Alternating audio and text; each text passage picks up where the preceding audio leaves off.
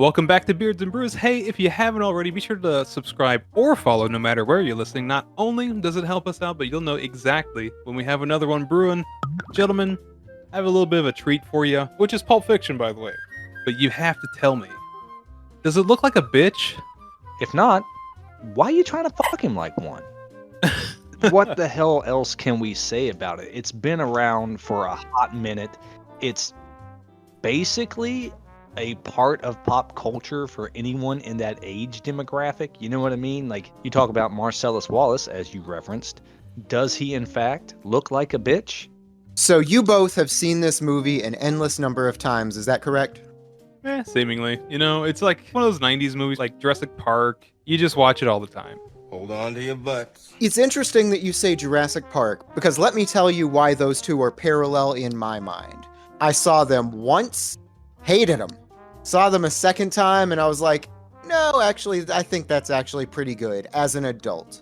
Saw it a third time, and I'm like, no, that's actually a great film. I'm into it this time. This is just the third time that I've seen it in my entire life.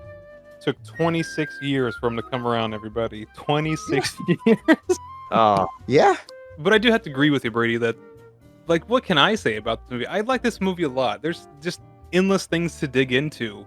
It's the perfect screenplay. It's so ubiquitous among movie lovers because it has you can dig your teeth into it, or you can enjoy it at surface level. You know, there's something for everybody. It's got violence, redemption, and a Royale with cheese. Hamburgers, the cornerstone of any nutritious breakfast. Honestly, the big thing for me on this go around was, as you guys know, I don't know if the audience knows, I like to take a lot of notes when I'm working on the cast, and I took 19 pages of notes during this rewatch of Pulp Fiction. So I was really able on this go around to really get an appreciation, especially for the dialogue, and just like how these stories interweave together, the little things that are important to this, not so important to this, but still connect. Like, there's a whole lot to like about it. And dialogue's one of the big ones. For the last 26 years, that's all I've heard. Like, Pulp Fiction changed the way movies are written. Like, bar none. Like, it's just like this weird magic that Quentin Tarantino has of boiling down just basic conversations into just making it feel like you're just bullshitting with a buddy. Yeah. It's so natural. It flows so well that, like, when you get those scenes with, like, Sam Jackson going on his, like, little tirade or whatever, it elevates it even further. I'm right there with you, because every line in this thing can basically be a quotable banger. You know what I mean? Like, even whenever they're in the car and, spoilers, he shoots Marvin in the face. Oh yeah, Chandler, by the way, you saw Marvin the other day. How's he looking? Better than he did in the backseat of that car, I'll tell you that. But those lines, like, they're friends, they're hitmen, they've been together, and it makes you feel that way because they're clearly agitated with one another. Yeah, they're really comfortable too. That's what makes them shine. You know, they're just basically brothers. Yes. And you get that vibe whenever they're talking in the hall, and then after he shoots Marvin in the face, he's like, listen, dude, you done fucked up. You don't want a race car in the red. And he's like, shut the fuck up, dude, because I'm a mushroom cloud laying motherfucker. These are lines that are just like chef's kiss. The double motherfucker is what got me. Like, these are lines that can only be spouted out by, like, an actual bad motherfucker. Oh, I'm sorry. Did I break your concentration? Yeah, they've got this relationship to where they're very close, but they're annoyed with each other to the point where they're not really pulling any punches. They know how far they can go on each other, and it's pretty far. Exactly. And they also know how to push one another's buttons in an intellectual way. Again, similar to the discussion they're having in the hall when they talk about Marsellus Wallace's wife and rubbing her feet. That is such a fucking great line. Did he have an affair with his wife? No. He gave her a foot rub. Well, that's not cheating. That's no reason to throw that man out of a 2-story window or what the hell ever. And he's like, I don't know. It's rubbing another man's woman's feet. And he's like, it's not a big deal. And then he poses him the question, would you rub a man's feet? And he looks him dead in the eyes and goes, fuck you, man. Fuck you. Yeah. And then he asked for a massage, and I would too. Just fuck it. Argument's over right there. This motherfucker's just handing out platonic massages. He's out there shooting people and rubbing feet. Yeah. Oh no, it's Quentin Tarantino. Yeah. Now, Chandler, I have a question personally for you. Okay. You are a heavy note taker. Was the non-linear story like a issue with that? Were you like, oh, hang on, let me take some notes in chronological order? Or did you like piece it together as you wrote? No, I took it along with the movie, and then sometimes there's like little things where I'll have to like draw back to something else. But it's I mean, yeah, just like an arrow, or like I'll star this and circle it so that I'll know to reference it on the other thing that I've starred and circled. I go pretty deep. Well, that's the perfect way to transition into the plot, because let's start at the very beginning. All right. Back in World War I, a man shoved the watch up his ass. This uncomfortable hunk of metal. I kept it on my ass for 3 years.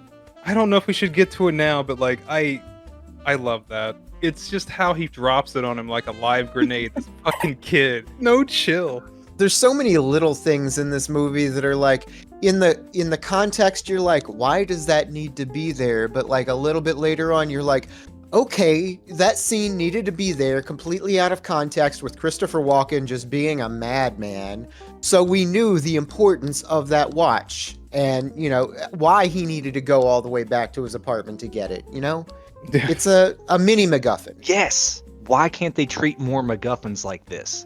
It's a fun watch that was up a man's butt, yet it felt to me more important than any crystal skull that Indiana Jones may have ever wanted to go after. I cared more about that than the briefcase. Well, that's the thing, right? I think that's one of the secrets of Tarantino, is that the movie's already there, but a lot of stuff that we remember are kind of non sequiturs, or could have not happened, and the movie still ended the same way.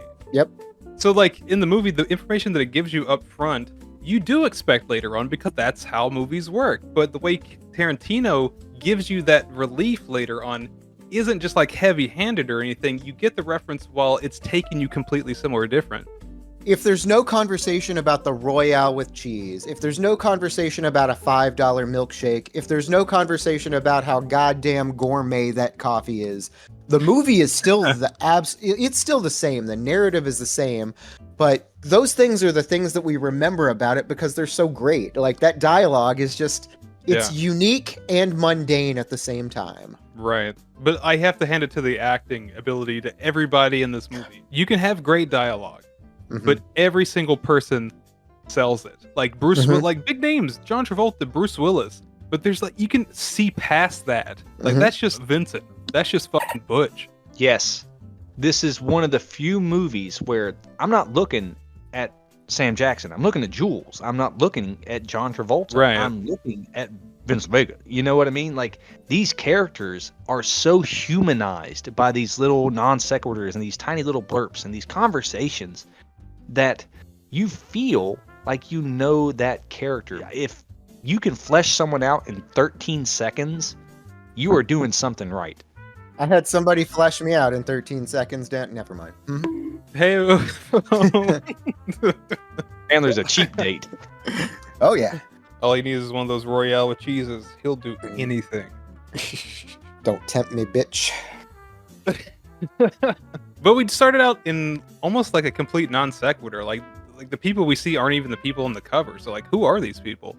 We got Honey Bunny, played by Amanda Plummer, who I don't know for anything else. And then the only person that I've got down in my notes as their actual name is Tim Roth. That's just Tim Roth. That is Mr. Four Rooms himself. And again, the conversation that these two have is so human. It's so weird to use that as just like a term, you know what I mean? But the way that they have the conversation, they feel enthused. They feel, like there's actual heart in this. Like if you heard two people talking about robbing a fucking store and it's their fucking jam, that is exactly what we're getting on screen. So whenever she finally stands up and she spouts out again another iconic line, if any of you pricks move, I'll execute every last motherfucking one of you. And we get hit with some surf rock. Good God. Like, what an open. The fucking roll into Miserloo. Oof. It's another thing, too. Like, his music choices are fucking iconic. There's just, like, this weird marriage between his soundtrack and his movies. They're almost inseparable. The man knows how to needle drop. every song in this movie has been popular for the last 30 years because of that movie. Like, no one would have known or remembered what Miseraloo was. No, but just for that amazing fucking job, we get so many of that, especially like later on with the dance scene. With it was a teenage wedding and the old folks wished them well, and they're doing their dance. That shit will live on forever. Me and my wife do that fucking dance to this day because the second we saw it, you see two people having fun. They are genuinely enjoying themselves, and it translates on screen. Wow, I'm gushing. Not gonna lie, Brady, that's adorable. Well, that's the thing. Those two situations are very similar. It's basically two couples. So, like, the conversations that they have between each other are very specific. And, like, it's those conversations you have with someone that you're completely comfortable with. Mm-hmm. That's what the movie captures. It's like those moments of just, like, guard completely down. And then, like, in the situation of, like, the robbing couple, like, that's what they do. They know it's wrong, but they get off on it and still have to hype each other up. In the scene that we have with Uma and Travolta, just about to dance, like, he doesn't want to fucking dance, and he still doesn't want to fucking dance when he is dancing, but he knows that's what he has to do. Fair. I don't know. In that opening scene where they're having that conversation at the diner, maybe they're a little bit too comfortable with each other, because, man, they are really comfortable with throwing around some racist epithets just in public. I chalk it up to the same couple from Natural Born Killers. You know, it's very much like that. But the difference being, like, the only people who think it's cool is it's them, not the nation. Watch, you know? You would think.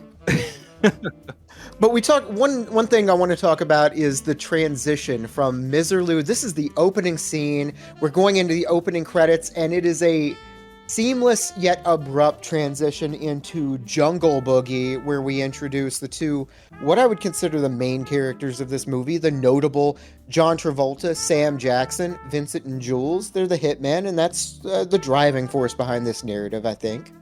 Absolutely, and we get another comfortable scene with two people who have already fleshed out all the bullshit, you know, all the small talk. They're just talking about the McDonald's menu in France. Because you know what? It's fucking interesting. Well, what'd they call a Whopper? What about the Whopper? Yeah. I don't know. Didn't go to Burger King. Yeah, his retort was just like, oh man, I should have. You know, he was there for 3 years. Just opportunity. You know what I mean? Right. It also shows, like, their tact. You know what I mean? Like, these are hitmen. What'd they do on vacation? He went to Amsterdam, got stoned, and ate at McDonald's. The same shit he could have done here. He just did it in another country. And, like, they're both very happy about it. Like, damn, dude, you were at a Amsterdam McDonald's? That's some next level, you know? He brings it up, too, because he's like, yeah, they got the same shit, just a little different. Yeah, but over there, you can go to a hash bar and get weed legally. Over here, you can still get weed, but, like, you gotta go to a guy, right? And it's just like, I brought it up before, it's just like this brotherly communication between the two. It's really well done. So these guys are on their way to their apartment. This all takes place in a car. They're on their way to this apartment, and they're going to get a briefcase, which ends up being, I guess, the primary MacGuffin of this movie. Is that right? Yep, and we get little hints of what's to come. Like this person they're talking about, the Marsellus' wife. You know, she was in some kind of like TV show very briefly or whatever. I like how we learn about Marsellus and his wife Mia long before we ever meet them. So we have these like preconceived ideas of what they're going to be like. I like that. It's a neat little touch, especially whenever we do get to meet Miss Mia Wallace, and then whenever you get to finally see Marsellus. Ving Rhames. Just the scene later where Butch is sitting in a car, again, jumping ahead, and he sees Marsellus cross the street. Marsellus turns his head and looks at him and goes, motherfucker! It's just, it's gold. I'm just going to say, there's going to be a lot of dolphins on this episode, huh? Fuck, yeah. Oh, that was good. I'm a Dolphins fan. I've learned to do it well. Fuck it, send it in. So like we discussed before, they roll into this apartment, they have a conversation in the hallway. It's just a lot of fun to listen to. They finally get into the room. They want this mysterious briefcase for this mysterious person. There's just like a bunch of slack jaws just laying around. One's particularly frightened eating a burger though.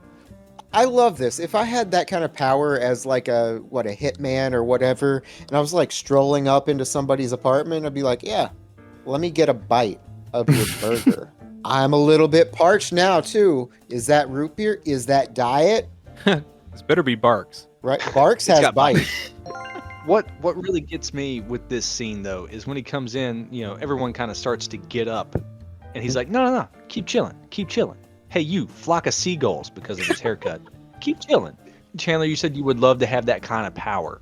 Yeah. To see this man come in, take over this person's, basically their home, without so much as raising a finger. He's merely talking. His presence is enough to frighten them into just doing the most fucked up shit. He eats this man's burger because he's not allowed. Yeah. His wife's never going to know because she probably doesn't know what he does for a living. But regardless, we get this touch where he delivers a scripture verse. Mm-hmm. And what I love is we later find out that he's not a religious man.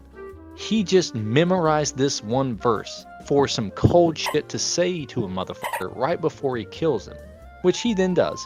But a really cool insight into fleshing out a character. What did he do? I kill people. I'm going to find some fucked up shit to say to them so they get real weirded out right before I do it. It's some Boondock Saints stuff. Yeah. Right. But see, that's why the movie works the best when it's out of order or, the scenes are unchronological.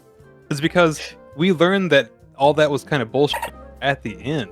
Mm-hmm. So Yes. when we see the scene, this masterclass of intimidation, we already know what he's capable of because I think at that point he's already shot the dude on the couch, so he's cold as fuck. So he starts spouting the scripture with the fervor of a pastor. And you're like, wait, is he religious? Is there like a little bit of irony here? Like, why is he like such a religious man, but he's a hitman, right? So like by the time the movie dumps it on you, he's actually found God, you know? I didn't quite put that juxtaposition together until like right now when you're saying it, actually. So that is kind of interesting. That's the thing. It's just like everything this movie does is the same thing that every other movie does. Like little bits of foreshadowing here and there and stuff like that. But the way you get the echo back in the movie is way more interesting. It's like there's a lot of bits in the beginning that you sort of dismiss as being not important. And then when you rewatch it or you get to the end and you see that like bit that might be important from the beginning and you're like, oh shit. Well, hey, if you want an example, Bruce Willis was the one that keyed John Travolta's car. Full stop. Oh. Huh. What kind of cowardly motherfucker keys another man's car? We do get our intro to Butch. That's Bruce Willis's character. He is a boxer, and he is, just to keep everything connected in the little web, he is getting directed by Mr. Marsellus Wallace to go down in the fifth. I plead the fifth. Speaking of going down, Chandler, the wife asks him later, will you kiss it whenever he's going down? Like, what the fuck kind of term is that? I just thought it was like a little cute little thing or whatever. Like, not cute to us, but like between them, Yeah. schmaltzy. Just give a little kiss. Little Australian kiss. Isn't that what they call it? Oh, yeah. There we go. It's like a French kiss, but it's down under. Down under. Brilliant. Yeah, this is the bit that we do finally get to see Marsellus Wallace in the flesh. And I do have to say, he does not look like a bitch. He does not. He looks like a big motherfucker. A bad motherfucker. Man, he needs a cool wallet, right? But we get introduced to him by the back of his head, and even the back of his head does not look like a bitch. And he's just preaching to this boxer who's about to have a big fight, and is like, night of the fight, you might experience a sting. That's pride. Pride. This reminded me so hard of what we heard from Mike Tyson before his most recent fight. Oh, yeah? Yeah, it just rang so true. Like, he comes out and he's like, who cares about a legacy? In the fifth, my ass goes down. You know? But then he turns around, he's bare-assed. Yes. That was a night.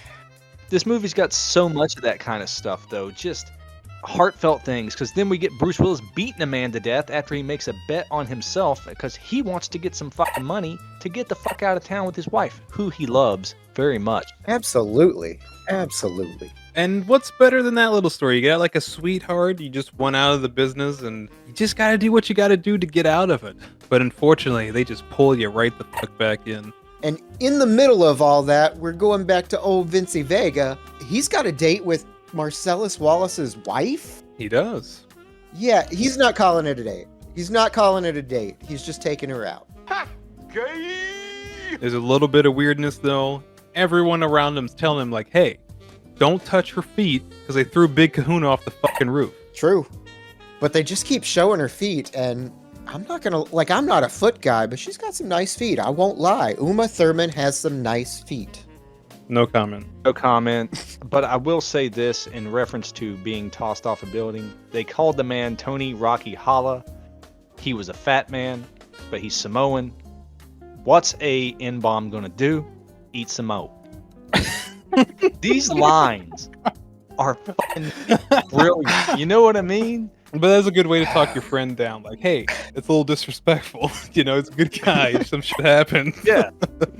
All right. So, in this date, we have iconic scenes. We have the $5 milkshake conversation. We have a dance. We have an overdose. We got Steve Buscemi.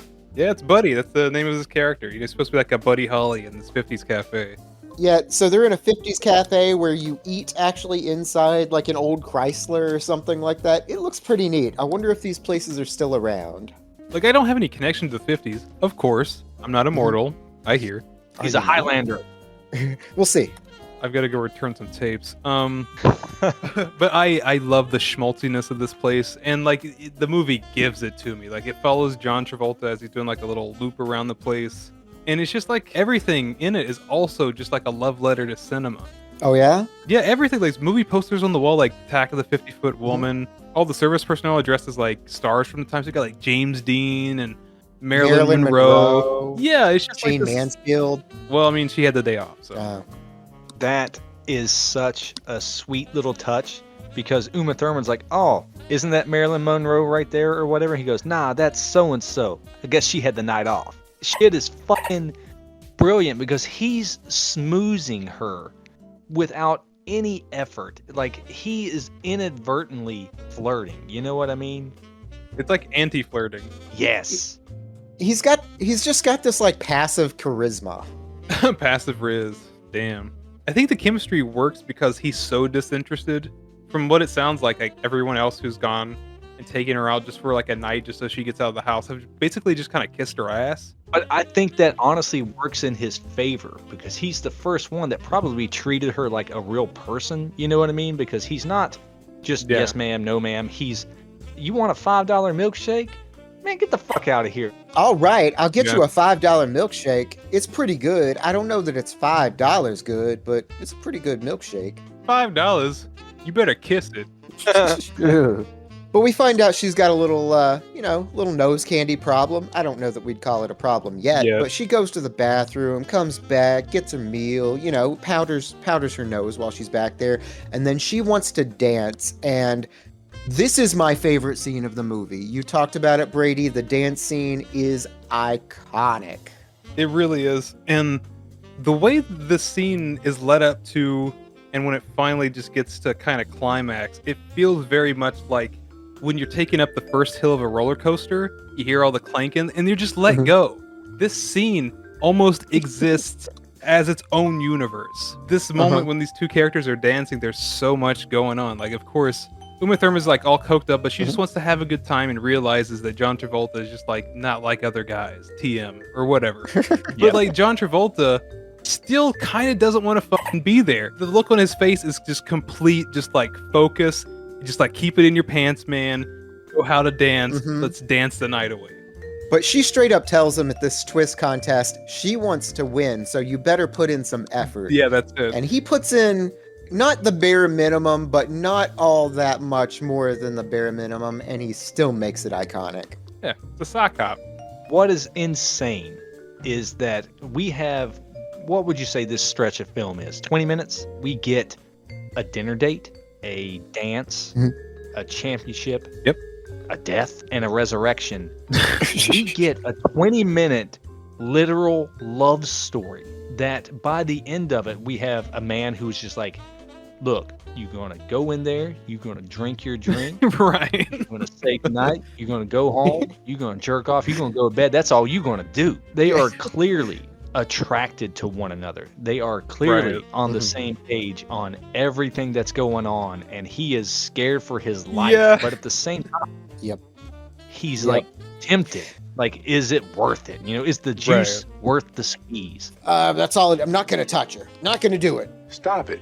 Get some help. I think the conversation he has with himself is just as entertaining and important as any conversation he has with Jules. Mm-hmm. It perfectly encapsulates like this way that men think when like we know that we're being pulled in one direction by our hormones, but like our brains like listen, like trying to scream over the dick, just like listen, drink, fuck off.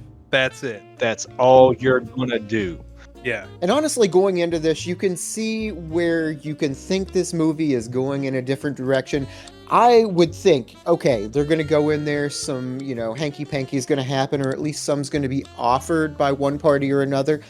Nope, she just finds a little baggie of white powder in his pocket, the heroin from earlier, but she thinks it's a little cocaine, a little bit more nose candy, and that's a mistake. Right, that's the $500.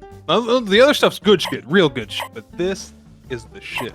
So it's not just heroin, it's real good heroin. It puts the hero in heroin. And I guess you aren't supposed to snort that, but Mia does, and she is overdosing very quickly. The shot choice of just like keeping it on her gross face while you hear John Travolta discovering the scene is just brilliant. The rising levels of oh fuck. Yeah. Like he walks in and is like, oh fuck. And he sees like the blood on her nose, oh fuck. And then like he turns her head and she's like foaming, frothing out of her mouth. Oh fuck, oh fuck. He has no clue what the fuck to do. So he snatches her ass up, calls his dealer, and just literally crashes his car, which means more than anything to him. Like, we got the whole rant about someone scratching it. He slams that bitch to a yard. You know what I mean? No fucks given. Drags her out and throws her on the porch like, hey, I got a dead bitch. And why'd you bring her here? I don't know. You got a dead bitch, that's your problem. You bring a dead bitch to my place, it's still your problem. Leave, go. The whole shout fest between John Travolta, the pusher man, and his wife is fucking beautiful. It's like this perfectly realized, wildly stressed out night that could turn into just like a thing. Like, not just like, oh man, this is going to be a story we tell around the campfire, ha ha ha. We're all going to die. Yeah. The thing that entertains me the most is as soon as he arrives, Lance, played by Eric Stoltz, who just tends to pop up in things, I guess, he runs out and he starts screaming and is like, what are you doing? Why are you bringing this dead bitch here? You're going to cause, a scene. You're going to get the cops here. And meanwhile, like, he's the one that's causing the ruckus, man. Calm your voice. Brian. I would have probably reacted the same way if some man just drove his fucking cherry red car into my yard at 30 miles an hour. Honey, why is there a Malibu in the yard? This, though, the emotion that you get here, the back and forth, like you said, Eric, is fucking mwah, it's palpable. And then whenever they finally get around to stabbing her in the chest with the adrenaline needle, and she sits up and the needle is still protruding from her chest, has become one of those, yet again, pop culture iconic images. You can see that in so much stuff. I've seen Halloween cosplay costumes That's where a good it's idea. Vie Wallace with the fucking needle sticking out of her chest. That's great. You call it iconic, and I agree, but then it's immediately followed up by an equally iconic scene because it smash cuts to just them in the car, just like debilitated. You know? Done. Like, you can see him just like wet and sweaty, like just like he's been through some shit, and she is cold and gray, blue-gray, where she died and has just barely been resurrected. She gets taken back to her home, and everything's pretty much shipshape. This was the moment I realized that they had fallen in love. Yep. After all that, she decides to crack one of the worst jokes I've ever fucking heard. Yes. Just for his displeasure. And he's just like, thanks. So back at the restaurant, they're talking about how she used to be on this show, or she was on like a pilot for a show, and it was like a Charlie's Angels type thing, but she had a joke that she told, but she didn't want to tell it because it's so bad. No, I'm not going to tell you. It's legitimately bad. You won't laugh because it's not funny. It's a bad joke. He's like, okay, all right. Then at the very end of this, she tells it to him. And it is a bad joke.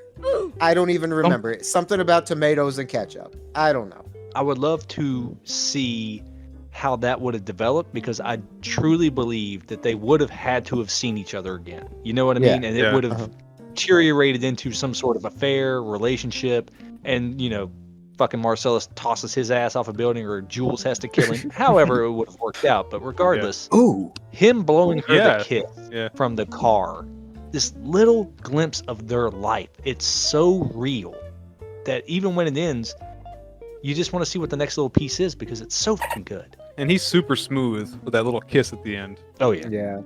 So we've got Bruce Willis, or Butch's fight. That happens. And he does not go down in the 5th. In fact, he manslaughters his opponent in the ring. Is that a verb? Is that something you can do? It is now. But yeah, I guess he accidentally hits him so hard. You're going to wish he did not hit him so hard. He beats the man up, then runs home to beat the puss up. I guess. He really does. And he knocks this guy out cold. In his eyes, doesn't even realize he's killed until he gets in this taxi cab.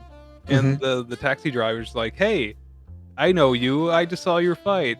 That man's dead. How do you feel? And he's like, huh. I haven't really had enough time to, process the emotion, because I'm just learning about it from you telling me that he's dead right now as we speak. So get back to me. Even though we're 2 feet away. Right.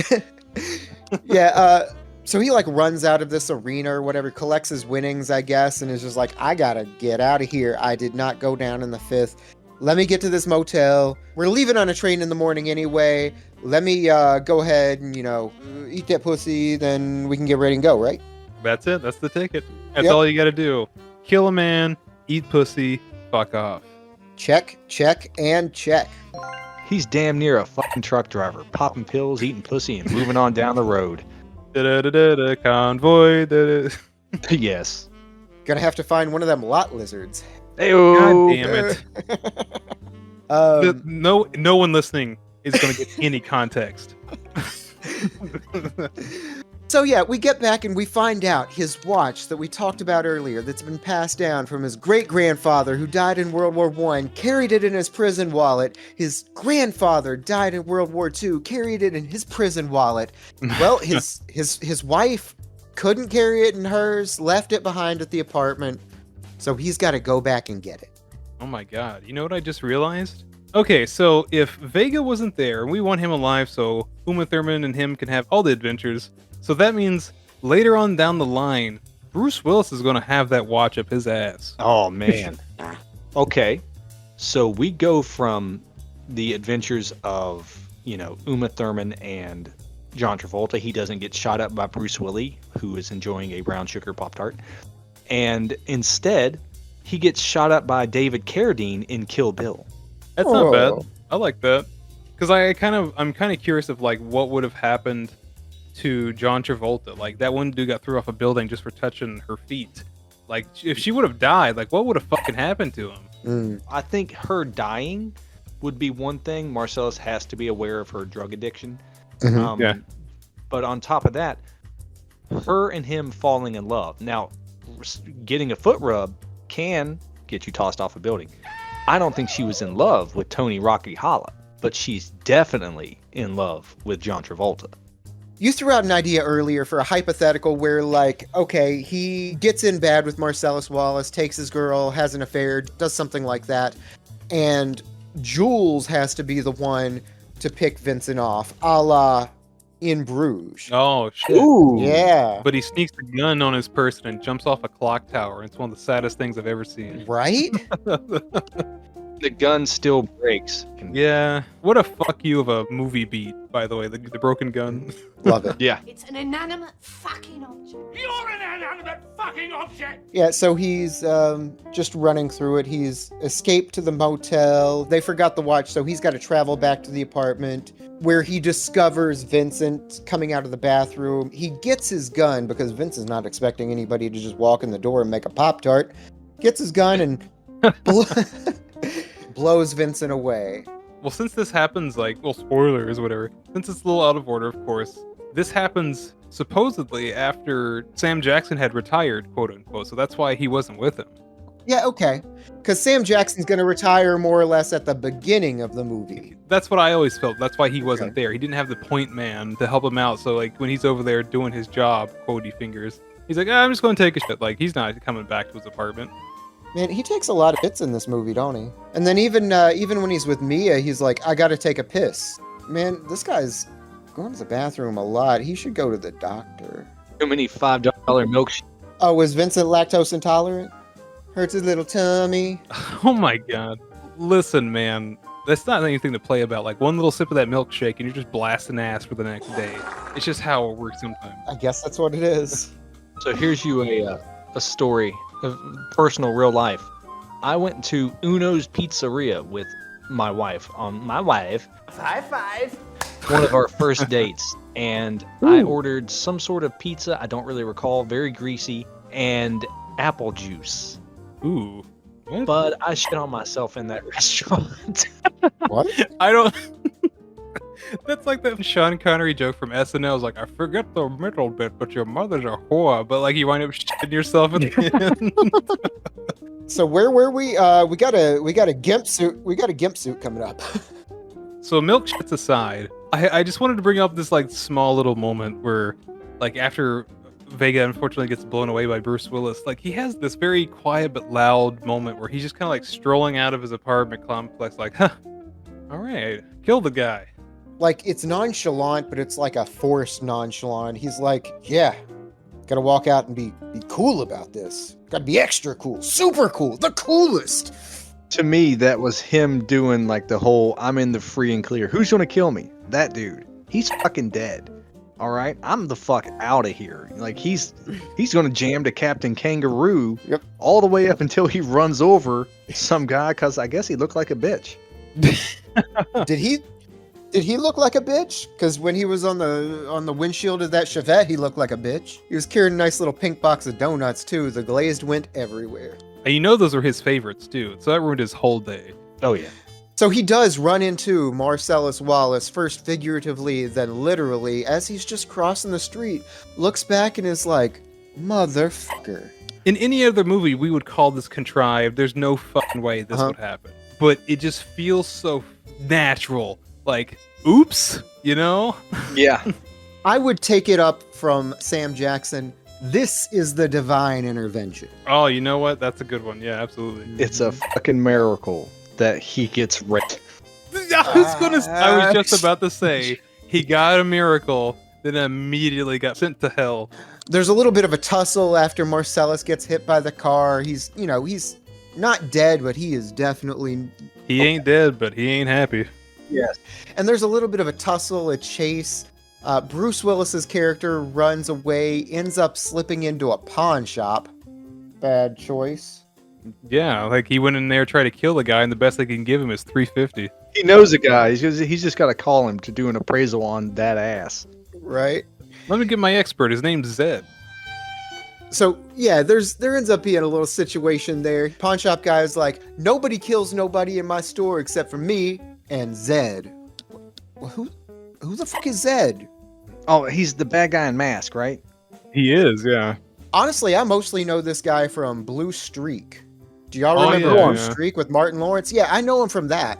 What I really like about this is we get Zed, and he's sitting there, and what you assume is a police uniform, and then you take a good look, and it just says security. And you're like, holy shit, this is just like Rent-A-Cop that is down here torturing people. And again, for first-time watchers, you go, oh man, they're going to torture these guys. It's going to be crazy. And the first fucking words out of his mouth are, well, bring out the GIMP. And as a younger man, fucking man, I didn't know what this was. I didn't know what GIMP was. And then the reply is immediately and like a, what? Of a, well, the GIMP's sleeping.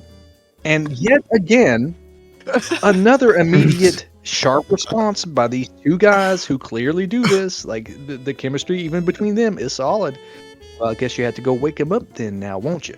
Smash cut to this jazz song or some shit, just and right. Oh man, I shouldn't laugh at that, but the music's alarming. That's what kind of sets the whole precedent, right? Because like you see them like go into the back room with Marsellus, and the door shuts, and then kind of like an awkward slow motion thing, and you're just like, oh man, I'm starting to hear stuff. He's probably in a world of hurt, but like we got to get out of here. And that's kind of like what Bruce Willis is doing. He manages to escape, but then like he gets to the top of the stairs, like, this is fucked up. I gotta do something about this, man. I gotta help a brother out for real. Yeah, they, tied him up down there. They've got the ball gags and all that stuff. Bruce Willis just, being a wily little man that he is, slips through the ropes and escapes, and he goes up to the pawn shop and is like, what could I use? Hammer? Chainsaw? Yeah. What else? Katana, right? Dude's just like flicking through his inventory from Dead Rising, just whatever you can find on the shelves. Right? I've covered wars, It just feels so good. It feels so fucking good, like to watch him do it, because he picks up everything and gives it a little shake to see how it feels in his hand. You know what I mean? Like a wiggle of the hammer. Nah, that's not enough heft. The chainsaw. Yeah. Nah, that ain't going to do it. And then the camera goes above him. You don't see what he's looking at, and it's a top down. And Bruce Willis's eyes slowly rise. And then the camera switches as he smiles, and you see a Kill Bill katana. It's a fucking Hattori Hanzo up there. For sure. I think that's like the connection that a lot of people use besides the Red Apple cigarettes. I don't know a thing about that. Well, what you do know is that Mr. Wallace, he's having a bad time. Yeah, he sure is. The balls, right? The fucking balls of this movie to just actually show it. The door swings open, and you got fucking Captain Security over there just going to town. Yep. No matter how many times I've seen this movie, it's just like perpetually uncomfortable. Agreed.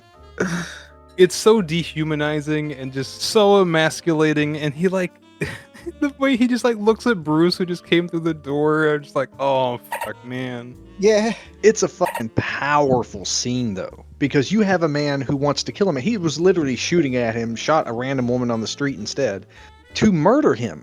If his ass goes to Indochina, he wants a ninja hiding in a bowl of rice waiting to pop a cap in his ass. All right? That's how hated Bruce Willis is to Mr. Marsellus Wallace. But Bruce Willie hacks away with his Hattori Hanzo sword, and they have a moment of, yeah, dude, whatever was between us, we're settled, because this is worse than anything either of us wanted to do. You okay? Nah, man, I'm pretty fucking far from okay. That line delivery is absolutely amazing. Because it's just like the beat he gives, because like it's pretty obvious he's not okay. But he has to just put it into words. Yeah. So we cool? Don't tell nobody. This ain't nobody's business. Be gone, stay gone. Your LA privileges are revoked. Well, okay, see you, man. Yeah, Peace. see, I'm just gonna go to New York and become a cop. And then, unfortunately, my wife is going to have like a party on the West Coast I have to attend. But, Come to the coast. He'll see him at the party, pal. All right, I'll leave the katana, take the keys. Well, like, if he would have kept anything, I kind of wish he kept the Uzi. That seemed like the most useful. For sure. Well, he kept the bike because Zed ain't going to need it. Because Zed's dead, baby. Zed's dead. He pulls up on a chopper, not a motorcycle, a chopper, and she is rightly confused. They are on their way to get a train to go to Tennessee, and she is just taken aback. She's got a lot of questions, and she does not understand that this is a situation of urgency. There is not time for questions right now. Please get on the back of this bike. I mean, chopper. It's chopper. Evidently, they ride into the sunset, right? Yep, that's the last we see of their story. And then next up is the final vignette, the Bonnie situation. This is like the only part of the movie that has its own title card, except for the full movie itself. So, like, this is pretty important. Yeah, it is. This is like a sub part of the movie where it's like this part is like the key part that glues everything together, I guess. So the Bonnie situation picks up at the apartment where Jules and Vincent have just, shot down two of the guys, and Marvin is still there, scared as shit. They're picking up the briefcase, and an unsuspecting fourth guy walks out of the bathroom. I started blasting. Bang! Bang! He unloads 6 rounds from a large revolver and misses every single one of them. And this spurs them, of course, to kill him. And Jules has a moment of like, brother, there ain't no reason that we ain't dead. Like, he's got a fucking big old gun, and at this distance, even if he misses, he can't miss. Yet he missed every fucking shot. It's implied that like 3 of the 6 shots hit somewhere noticeable, but like once I kind of turn around and see what's happening, it's pretty obvious like the other 3 shots landed in the wall, but like clearly should have gone through them. I'm under the impression that these guys are like very low-level crime guys. They don't know what they're doing. They're young. They're getting the toes in the water and clearly in over their head when it comes to any dealing with Mr. Marsellus Wallace. So he probably doesn't have a whole lot of experience actually using that gun. I think that was the point John Travolta was trying to make to Jules. He was turning into his like cold Jesus moment. It's like, you know, shit happens all the time. Don't worry about it. Yeah, this is Jules' moment of clarity. He has this situation where it's divine intervention. We should be dead. Don't you think this is a sign from God? God took those bullets and put them somewhere other than my insides. What do you think, Marvin?